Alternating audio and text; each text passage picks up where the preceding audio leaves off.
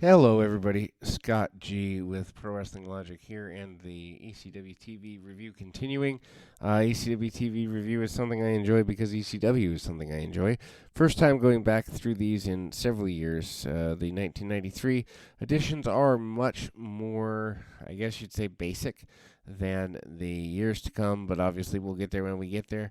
This is, as mentioned, about 4 days away from the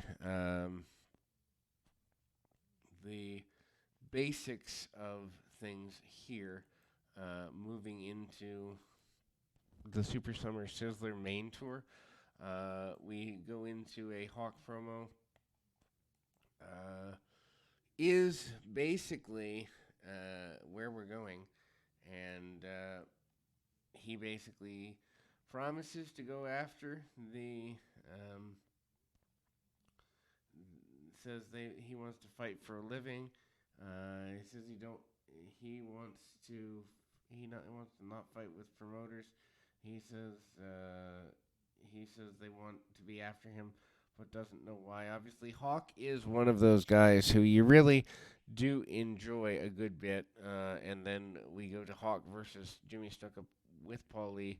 And the rest of the Dangerous Alliance. Hawk with power moves early. Hawk hits power slam on Snuka. Hawk then goes for clothesline. Misses a shot in the corner. Snuka sidesteps and Hawk hits his shoulder pretty hard. Snuka then cheats. Snuka hits a second rope headbutt.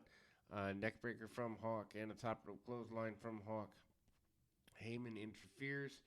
And then there is a pile driver by Snuka, and Morocco hits Hawk with a fireball to the face. Heyman basically cuts a promo, says there's only one thing that he cares about, and that is the Dangerous Alliance. He says Hawk has done enough to defeat the Superfly, who did what he wants.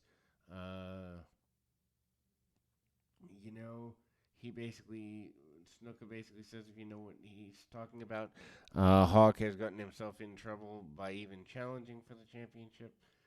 He says Heyman says, the first step he made is the wrong step, and that's to go for the TV title. And a match with Superfly Jimmy Snuka. Hawks, what in store for you is more than he can handle.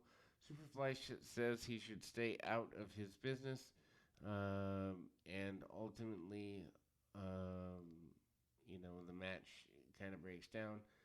That was just out of context, realizing the promo came first, but that was the hype for the Fireball incident. Then the Super Destroyers versus Candido and Hotbody. Obviously, the previous week or so, the Super Destroyers turning on Robbins.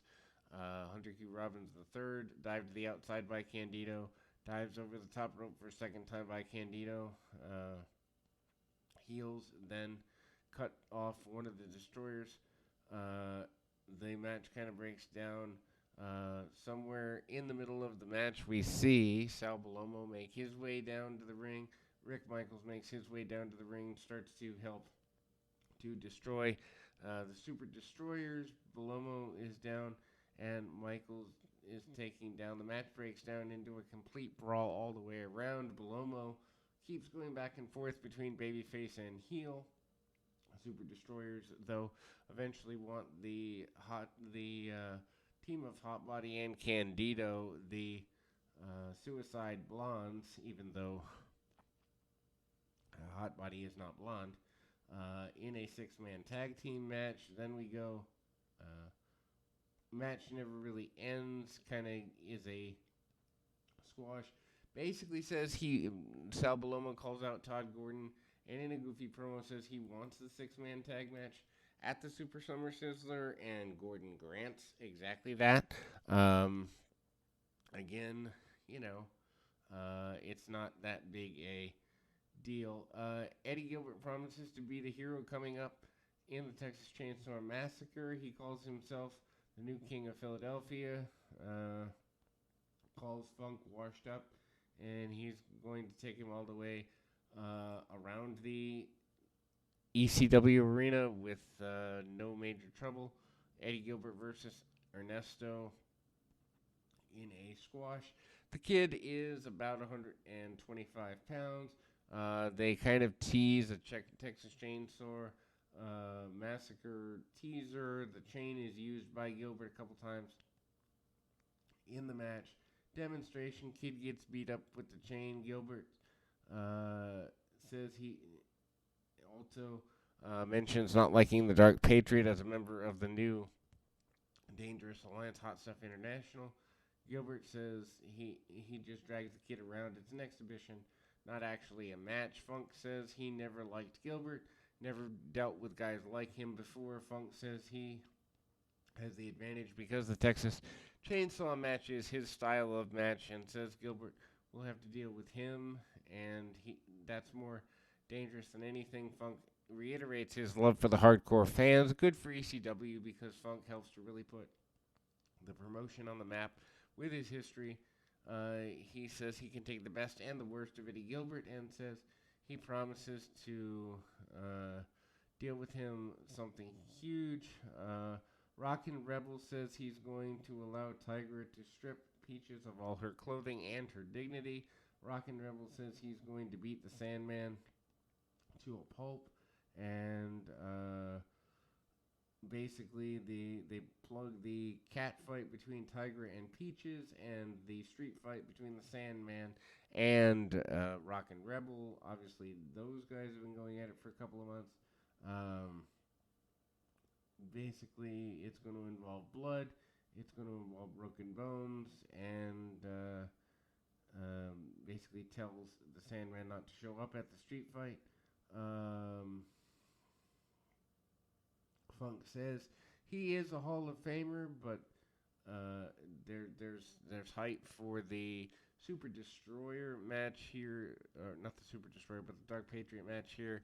Heyman basically punches the point that the Major Claw is too much for Terry Funk to handle a few days before the major match here. Says that Funk thinks he's a Hall of Famer, but Dangerously is holding ECW by a life bread. He basically says the match between he and Funk is going to prove that Funk isn't even ready for the Dark Patriot. Then the match goes on. They brawl to the outside. Funk takes over on the Dark Patriot, which is Doug Gilbert in a mask primarily. Patriot cuts Funk open with a foreign object. Pile driver by the Dark Patriot. Patriot takes over on Funk, but Heyman uses the phone as a distraction point. Funk grabs the mask of the Dark Patriot, tries to rip it open.